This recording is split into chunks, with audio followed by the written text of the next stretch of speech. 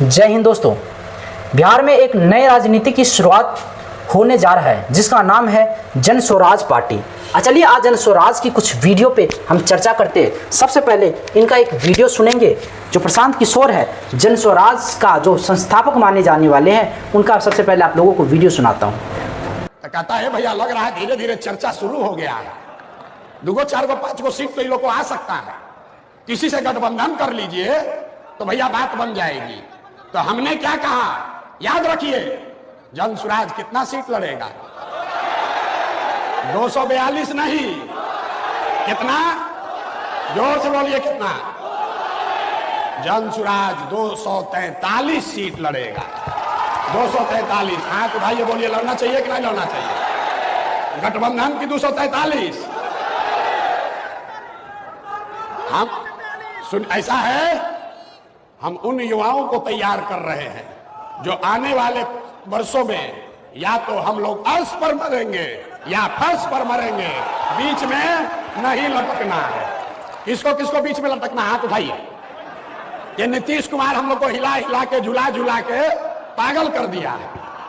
अब अर्श पर जाना है कि फर्श पर? जोर से बोलिए, अर्श पर कि फर्श पर? तो बिहार के लड़कों को अर्श पर जाना है तो 243 ही लड़ना है।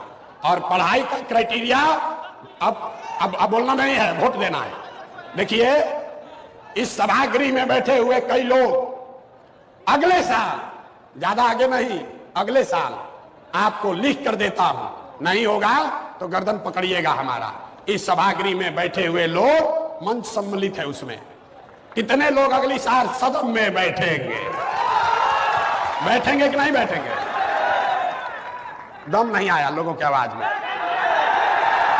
अरे भाई, जो प्रशांत किशोर का भारी आलोचक है, जो हमको रोज गरियाता है, वो भी बैठ के कहता है इस लड़के को और कुछ आए चाहे नहीं, चुनाव लड़ाने आता है। आता है कि नहीं आता, ही बताइए। आपको भरोसा है कि नहीं है?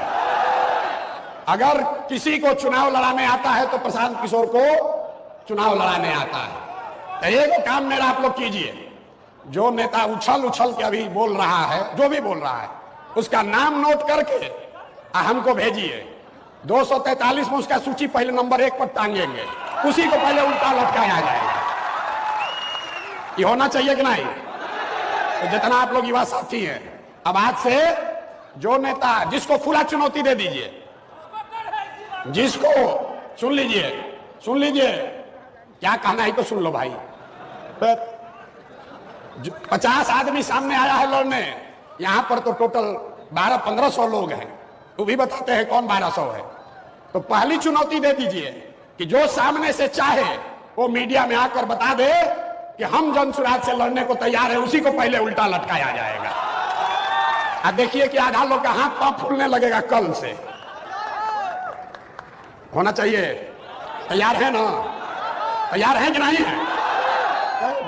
हमारा गला फंसा हुआ है तो हम इतना बोल रहे हैं। हम युवा थोड़े ना है, अब हमारा उम्र है 45 साल। देखिए राजनीति में युवा सब युवे है। जो 60 वर्ष का है वो भी युवा ही है। 55 वर्ष के राहुल गांधी भी युवा है। 47 वर्ष के प्रशांत किशोर युवा है। अरे हम लोग अब युवा कहाँ रह गए? आधा से ज्यादा जिंदगी बीत गया। युवा आप हैं, तो जो युवा हैं जरा ताकत से बताइए कि जो जनता के राज लाने के बीच में खड़ा होगा उसके खिलाफ लड़ने के लिए तैयार हैं कि नहीं है? जोर से बोलिए, तैयार हैं?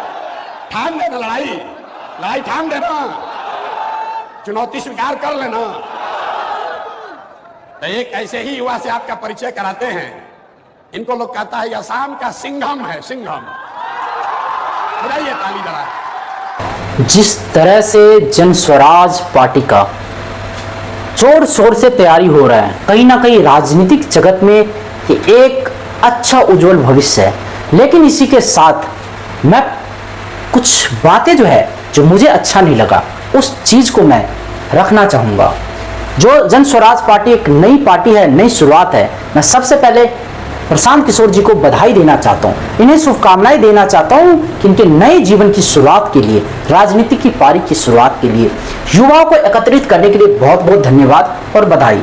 साथ में अगर आप बिहार के नेतृत्व करने का सपना देख रहे हैं, अगर आप बिहार के लोगों को एक करने की, युवाओं को आगे बढ़ाने के लिए एक नए राजनीति की शुरुआत करने की सोच रखते हैं, तो आपको विरोधी को भी साथ लेकर चलना होगा। आपको तमाम विरोधी को साथ लेकर चलना होगा। किसी से आपको भेद और भाव नहीं करना होगा, क्योंकि बिहार के जो 12 से 14 करोड़ लोग हैं वो भी हमारे एक पार्ट का हिस्सा है और हम सबको दायित्व बनता है कि हम अपने समाज को लेकर चले। मैं प्रशांत किशोर के बात से 110% सहमत हूं कि जिस तरह से वो एक नए राजनीति की शुरुआत कर रहे हैं, युवाओं को मौका दे रहे हैं, कहीं ना कहीं युवाओं के लिए एक सुनहरा भविष्य है और उन्हीं युवाओं को आगे आना चाहिए तो समाज में ये बदलाव रखने की सोच रखता है कि हमें आके समाज के लिए काम करना होगा, हमें आके अपने बहन बेटी के रक्षा के लिए काम करना होगा, हमें सबके हित के लिए, सबके भलाई के लिए, सबके रोजगार, सबके शिक्षा के ऊपर काम करना होगा।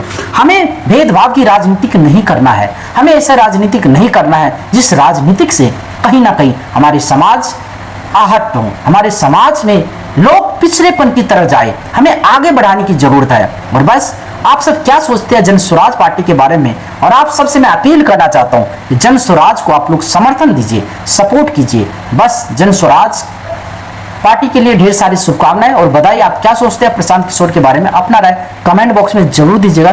तब तक के लिए जय हिंद दोस्तों, जय भारत।